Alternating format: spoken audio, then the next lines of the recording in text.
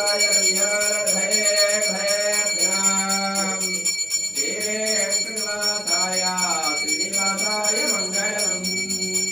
मङ्गलम् गौतमेन्द्राय महनीय महात्मने चक्रवर्तिनोजाय सर्वभूमाय मङ्गलम् मङ्गलात्सागरे मदात्याय रोगवे श्रीवेश्यमुरभैरात्यार्ये शत्रुरायास्तु मङ्गलम्